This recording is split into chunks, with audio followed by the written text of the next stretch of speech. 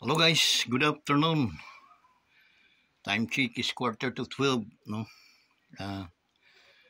Saturday ngayon guys. April 18, no? 19. Okay? So,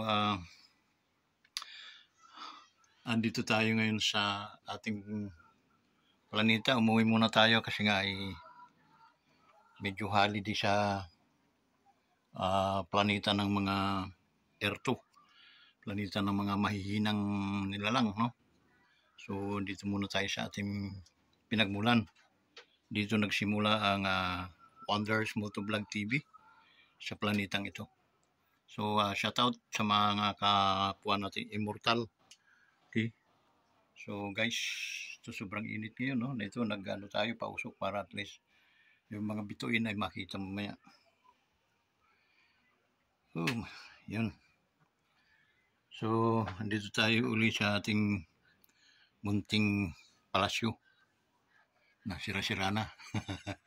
Kasi almost 2 years na tayong hindi kumikita. Hindi pa kumikita si Wonders Vincent. Kaya tsaga-tsaga muna tayo sa ating kubong sira-sira. So guys, yun, hindi natin alam kung ano ang ating ano ngayon, no? Ating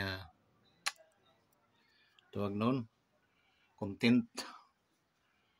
Basta shout out muna natin ang ating mga kaibigan,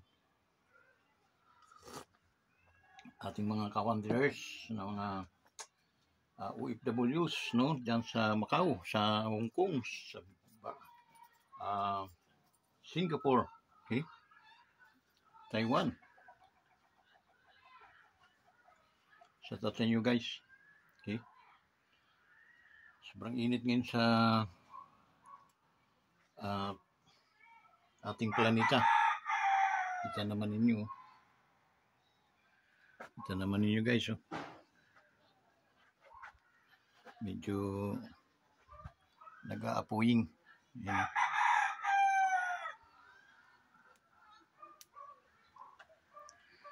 So, yun guys, no? Shout out sa ating mga ka-Wanderers dyan sa iba-ibang mga lupalop ng Earth. Ating mga kaibigan, no? So, bibihira tayo pumunta rito dahil unang-una meron tayong pinagkakabalahan sa planeta ng mga Earth, sa mga mahihinang nilalang.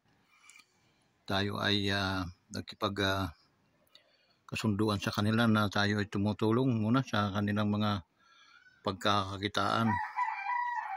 So kaya medyo pihit tayo palagi dito. So kahit naman paano, ito hindi naman natin napapabayaan itong ating planeta. So binabalik-balikan pa rin natin to. Okay? So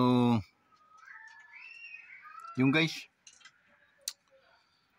shout out sa mga dyan sa Bahrain, sa Ma'am Imelda, shout out sa inyo ma'am. Okay? Mga kaibigan po ninyo, pamilya ninyo dito sa Pilipinas, shout out din. Sana patuloy po ninyong suportahan ang ating YouTube channel para at least makamtan din natin yung minimithi nating mga pagpapala, katulad ng mga ma-monetize man lang tayo. Malapit na tayo ma-monetize guys, kaya please help us, no? Convince your friends, relatives na sila ay mag sa ating YouTube channel. Okay, sana guys, huwag nyo akong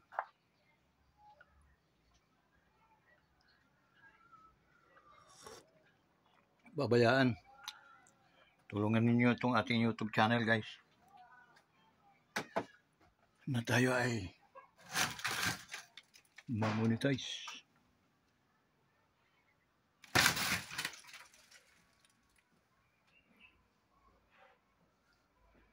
So yun. Um,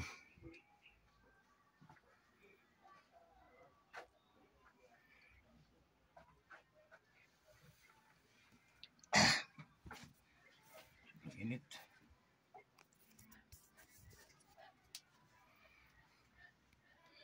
So guys, ito yung kubo natin. Yung ating mga alipuris.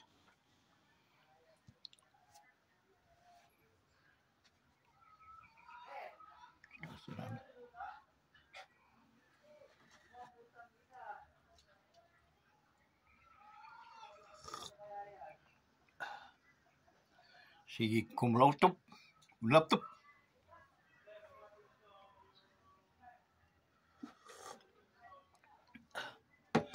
Meron tayong pipinturahan guys, no, sa mga oras na to. Ay, ang title po natin ay tayo ay namimintura. Pintur ng bayan ang tawag sa atin. Guys, tungkol sa reaksyonan natin yung sa sa Comelec, no, yung mga nangyayari sa Comelec, no, meron silang online voting system para sa mga OFWs. But sad to say, maraming kapalpakan ang mga nangyari, no. Bumoto sila, ngunit yung lumalabas na mga resibo ay hindi yung kanilang binoto. So, didiretsuhin na natin, no. Mr. Garcia ng ano ito? Yeah. Sa ano guys? Sa Comelec. Kalokohan po yun, Mr. Garcia, no. Kung gusto mo pang mabuhay ng matagal-tagal sa mundong ibabaw, magpakabait ka na. Huwag ka nang sumama sa mga kalukuhan. Okay? Dahil pinaparusahan ng Diyos yung mga taong mga sinungaling at mga loko-loko. Kasi si attorney expert IT, tapos abogado pa, at the same time ano pa siya, account CPE, okay? Reliable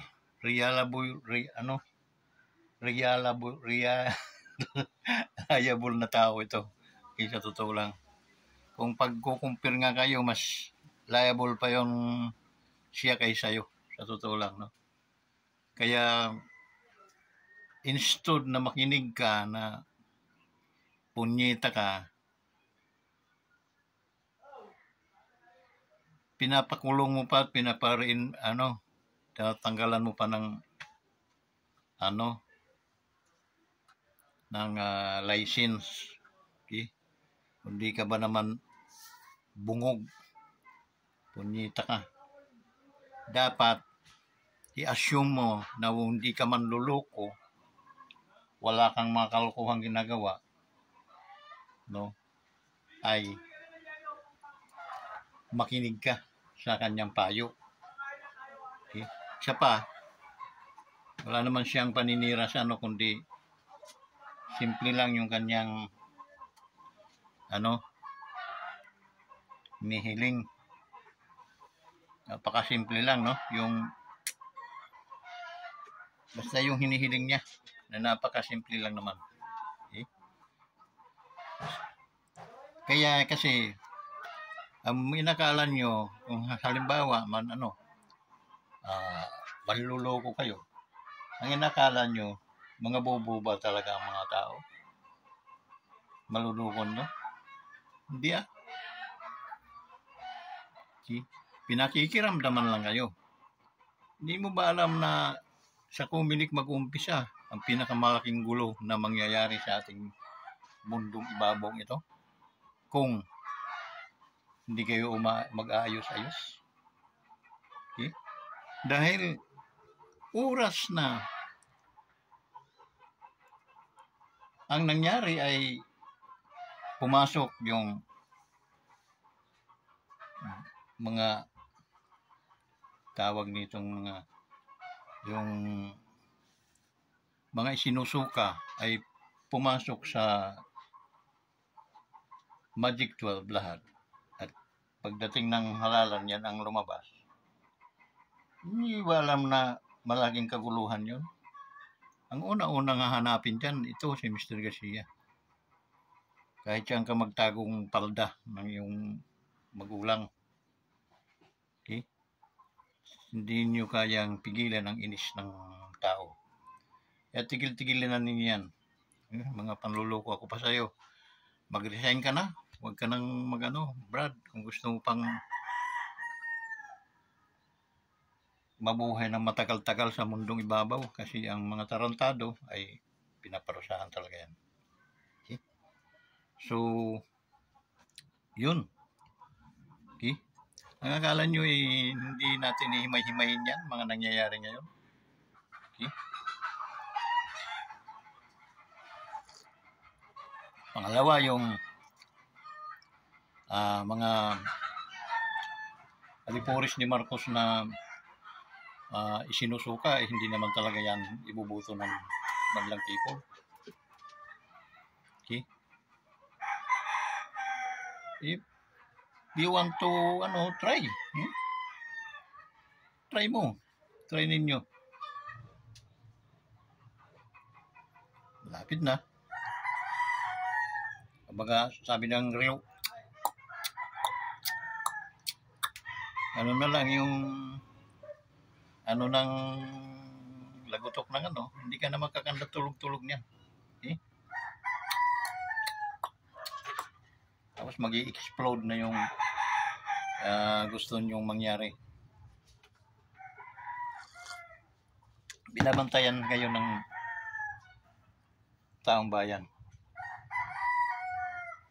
Kaya pag-isipan mo ng mabuti. Okay?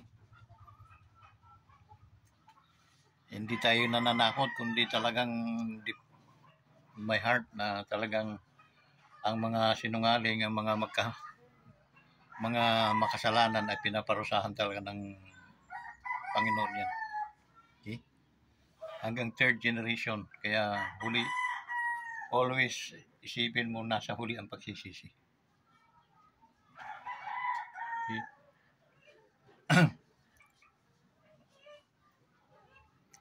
And then, siya pa, no? Ang dami ng mga resibo na nagpapatotoo, no, na may mga kalokohan kayong ginagawa. Okay? Yung mga resibo na isusulat namin yung boto, iba ang lalabas. Nagawa mo kami mga loko-loko. Try mo hanggang Mayo. Tingnan natin kung sino matitibay sa atin.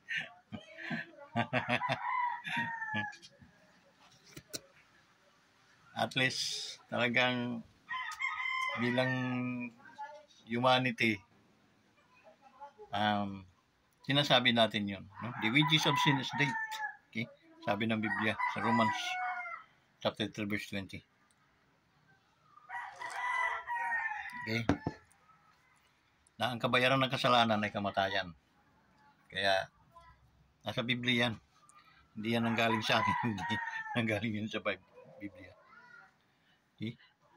So, to avoid na maiwasan mo yung parusa ng Diyos, no, ay maging patas kayo. Maging patas sa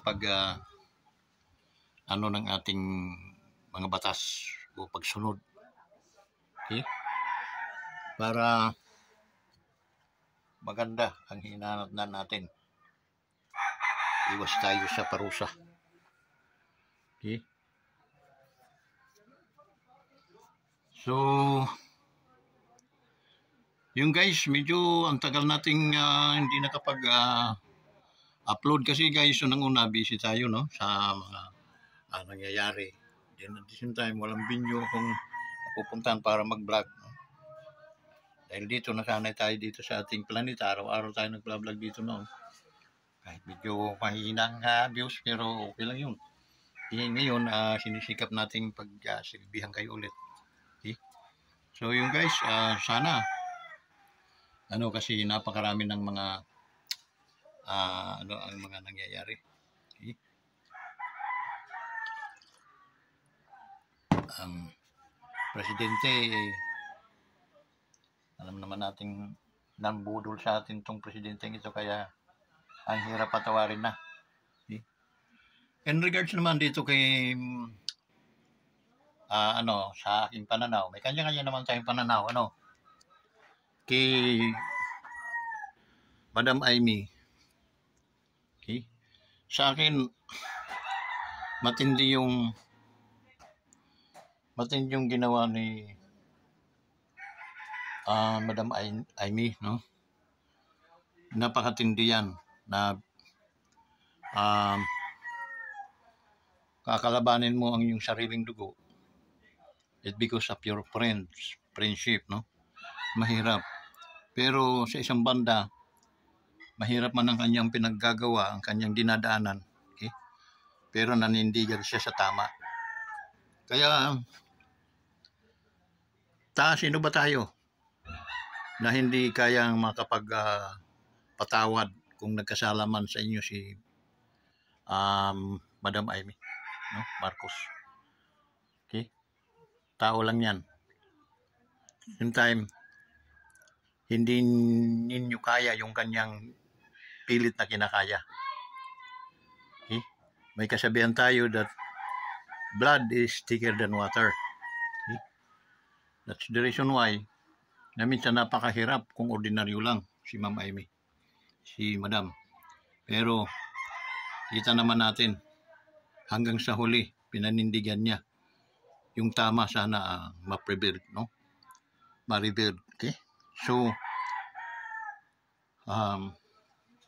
sa akin, no, tanggilikin natin si Amy Marcos bilang senador ulit, no? Boto natin ulit. Okay, walang mawawala sa inyo, bagkus mayroon tayong unawain lang natin paano yung mga dinaanan ni Madam Amy. Okay? Pero si Camille, okay lang sa akin yun, no? Dahil yan ay kaalyansa naman talaga ng mga Duterte yan, no? Walam kung bakit napunta nga yan. Pero siyempre, hindi na natin dapat alamin pa, no? Yung mga kanya-kanya tayong mga kadahilanan.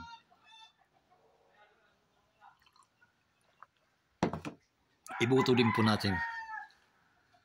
Ang aking pakiusap lang guys, huwag po ninyong kalilimutan si Colonel Busita also. Isali natin si Colonel Busita sa tropa ni Pangulong Duterte. Hindi man ninyo yun